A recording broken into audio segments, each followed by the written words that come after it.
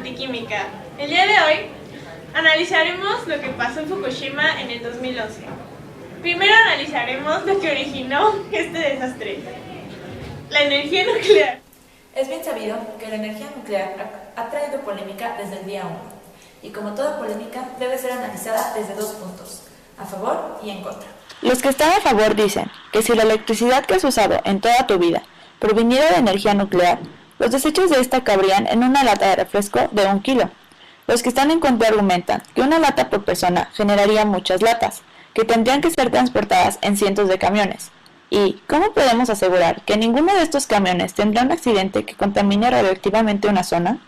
O peor aún, que ninguno será atacado por terroristas.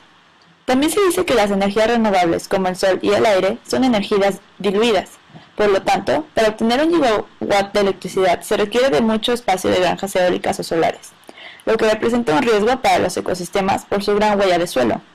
El contraargumento es que combinando energías renovables se puede mantener un flujo constante de energía, y que además la energía eólica es la que tiene menor huella en el suelo, pues solo es el diámetro del poste. Lo demás es espacio que puede ser ocupado por milpas de cultivo o campos abiertos del ecosistema de la zona.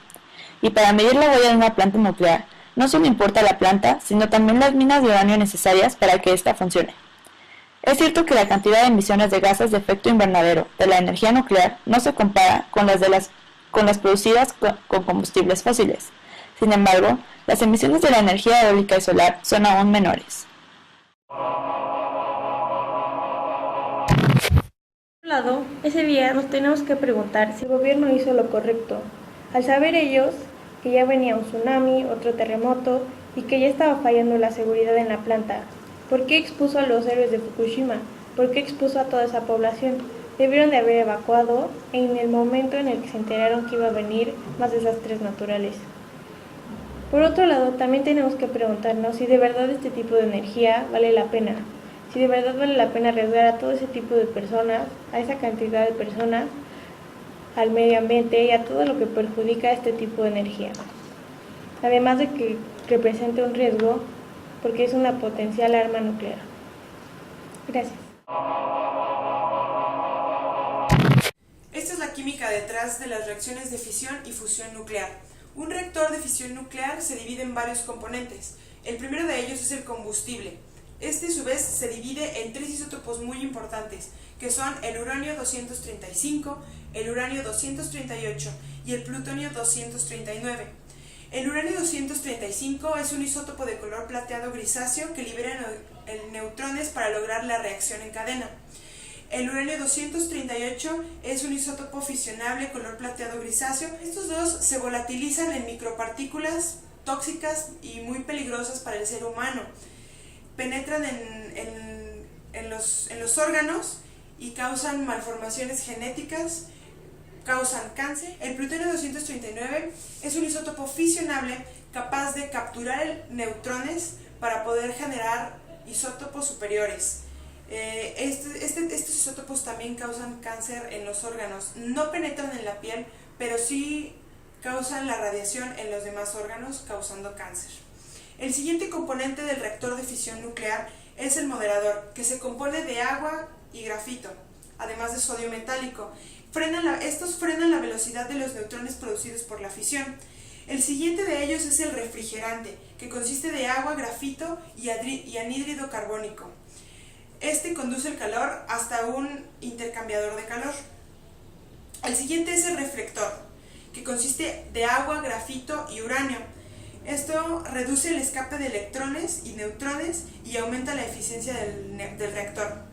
El siguiente de ellos es el blindaje, que consta de hormigón, plomo, acero y agua. Evita la fuga de radiación gamma. El siguiente de ellos es el material de control, que es cadmio o boro. Hace que la reacción en cadena se pare. Y el último de ellos son los elementos de seguridad, que la contención de hormigón que rodea los reactores es la principal de ellas. Evita que se produzcan accidentes, que los rayos gamma se puedan salir del reactor y esto cause algún accidente. Tenemos algunas ventajas de los reactores de fisión nuclear. Esto es que no contaminan al aire, y si lo contaminan en una mínima proporción, aún mucho menor que los reactores de fusión nuclear. Y las desventajas son algún accidente en la central atómica, algún ataque terrorista y la peligrosidad de los residuos de la fisión. También tenemos el reactor de fusión nuclear. Esta es una instalación destinada a la producción de energía por medio de la fusión nuclear. Esto no es enérgicamente rentable, ya que la mayor dificultad se halla en soportar la enorme presión y temperatura que requiere una fusión nuclear. Esta solamente se puede encontrar en el núcleo de una estrella. Además de que la fusión nuclear requiere una inyección importante de energía al principio, que bueno, esto podría ser, eso se puede automantener, ya que la energía desprendida es mucho mayor.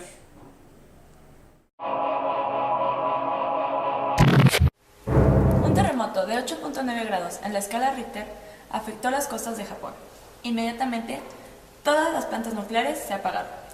La planta nuclear de Fukushima funcionaba a base de un sistema de refrigeración eléctrico. El sistema de emergencia a base de diésel se activó inmediatamente. Sin embargo, unos minutos después, el tsunami producido por el terremoto llegó a la planta de Fukushima con olas de 10 metros.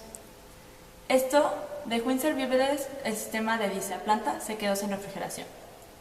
Los vapores que se encuentran en el interior de los reactores comenzaron a expandirse, ocasionando un aumento de presión debido al aumento de temperatura. Se ordenó una evacuación de 3 kilómetros a la redonda de la planta. Con el fin de disminuir la presión dentro de los reactores, los ingenieros planean una liberación de gases controlada. Estos gases contendrían isótopos radioactivos que no producen radioactividad a largo plazo, por lo tanto no son peligrosos. Sin embargo, en algún punto en el reactor 3, un pedazo de la barra de combustible superó los 1200 grados centígrados que es capaz de soportar el zircaloy, que es el material por el que está cubierta la barra de combustible. Por lo tanto, una reacción comenzó a darse entre el vapor de agua que está en el reactor y el zircaloy. Esta reacción produjo gas hidrógeno.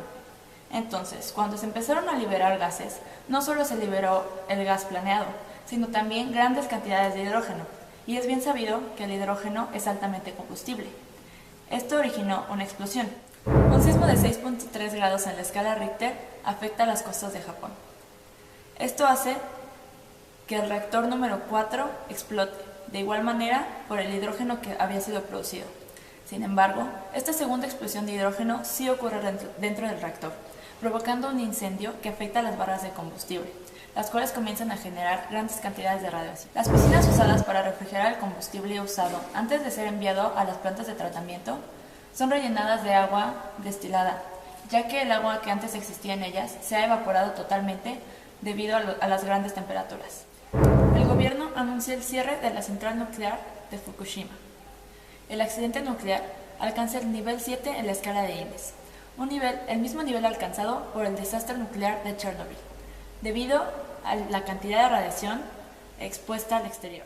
El desastre nuclear de la planta de Fukushima es una muestra más de lo peligroso que es el hidrógeno y de su alta combustibilidad.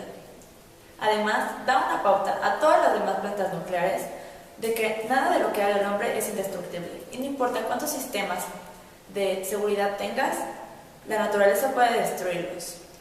A partir de este accidente, las plantas nucleares serán diseñadas para resistir mayores escalas de terremotos y tsunamis. Con esto terminamos el programa. Muchas gracias por acompañarnos. Hasta la próxima.